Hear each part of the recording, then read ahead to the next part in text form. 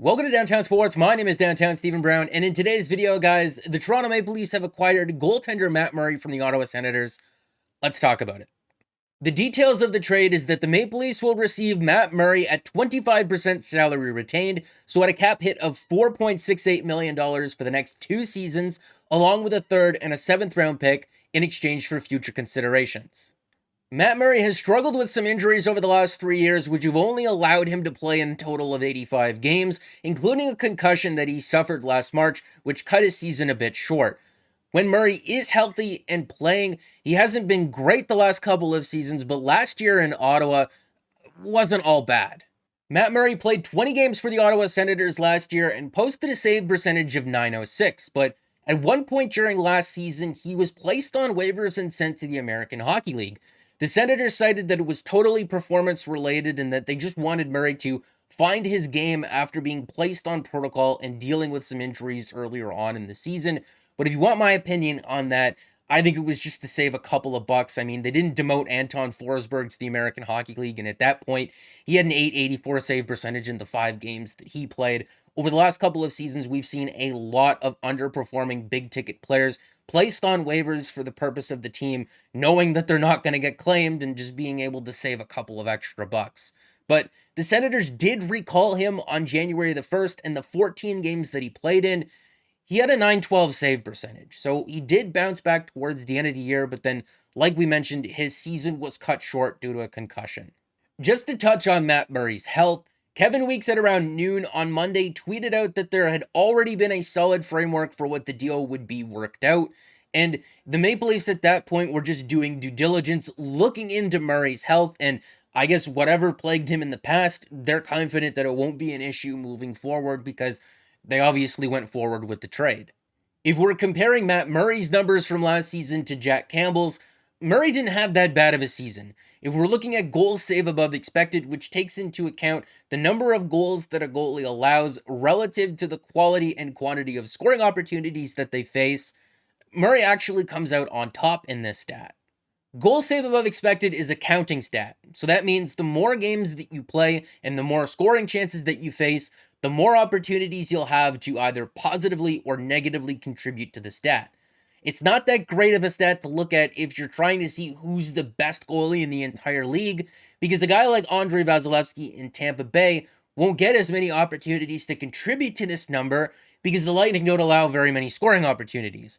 But Igor Shesterkin on the Rangers, a team that allows more scoring opportunities, is going to get a chance to contribute to this stat more positively, and that's why he was the league leader in this category from this past season. If we're comparing the Maple Leafs and the Senators defensively at 5-on-5 from this past season, using shot attempts against, the actual shots, goals against, expected goals against, scoring opportunities against, and high danger shot attempts against, you can see that the Maple Leafs were a much better team defensively than the Senators at 5-on-5. If we go a bit more in depth and compare their numbers at 5-on-5 from last season, in terms of the quality and quantity of scoring opportunities that both goalies faced, statistically anyway, Matt Murray had the better season, and that was largely in due part to his ability to stop more pucks in this high danger area where it's basically a point blank shot in front of the net. Jack Campbell, in terms of high danger save percentage, ranked near the bottom of the league in almost any sample you want to pick from.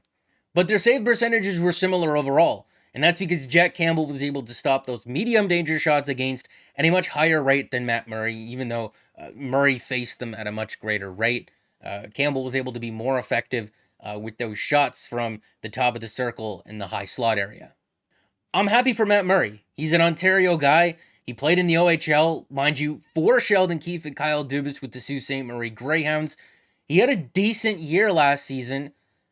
I'm just not a fan of this trade.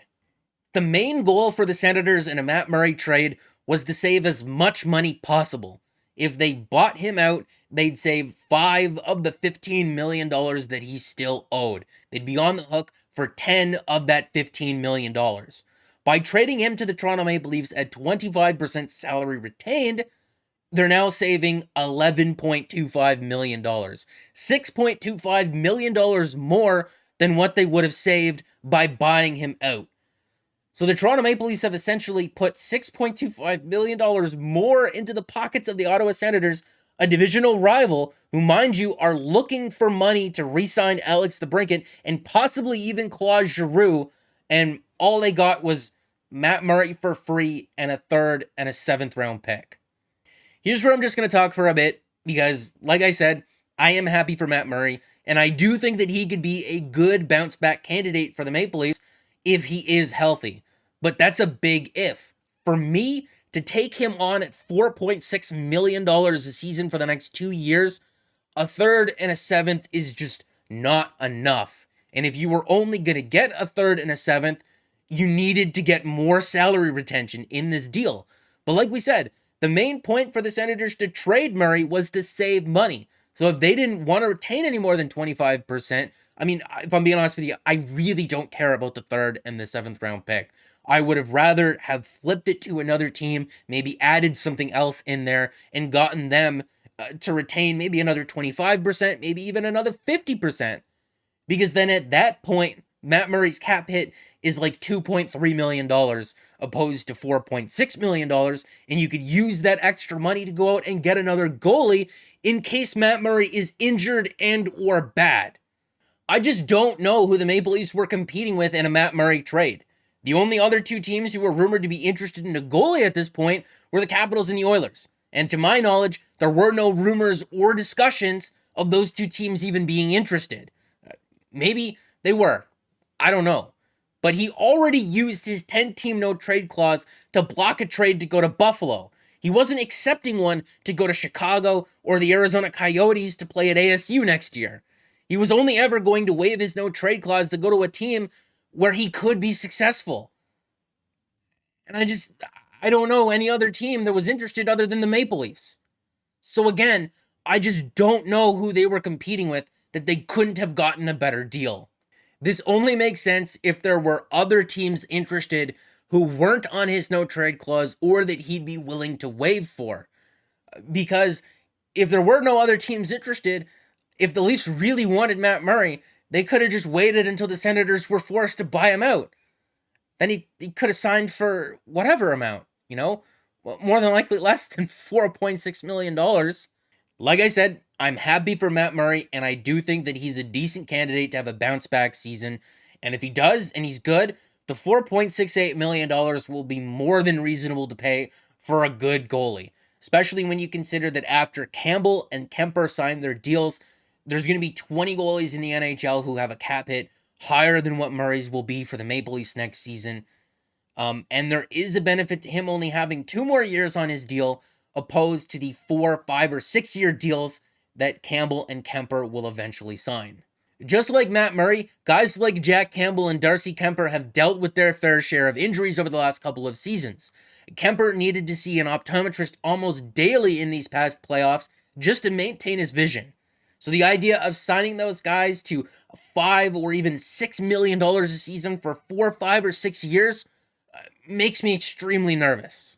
The benefit to Murray only having 2 years left on his contract, opposed to signing a guy like Campbell or Kemper to a 4, 5, or 6 year deal, is that if the salary cap stays flat, the Maple Leafs will have more flexibility to re-sign guys like Austin Matthews, William Nylander, and even Mitch Marner when they need new deals. Those are a couple of years away from now, but if you're looking at the long-term financials here, it does make sense to go with a goalie who has a shorter term deal. But that doesn't mean that they only should have gotten a third and a seventh for taking him on at $4.6 million or not gotten more salary retention. I don't know any other way to put it. Kyle Dubas and Sheldon Keefe know him very well. The Maple Leafs just signed a new goalie coach in Curtis Sanford, who worked with guys like Thatcher Demko and Spencer Martin in Vancouver. Maybe they can help him. You know, I don't know. Either way, I think they should have gotten more than a third and a seventh or more salary retained. I don't know, man. I've always said that if Kyle Dubas makes a deal that I don't like, I'll be honest with you, I don't like this deal. I just think that they're betting a lot on Matt Murray and that they could have done better in this trade. So look for another video in the coming days looking at some more goalie options, because I think that they're going to need another one. I don't think that Shalgren or Wool are good enough to back him up. And look for another video later today looking at some free agent options that I would like them to sign, because free agency starts tomorrow, July 13th. But that's going to be it for this video, guys. Make sure to like it if you did like it, and subscribe for more, because more is always on the way. And guys, I'll see you in the next one. My voice is completely shot.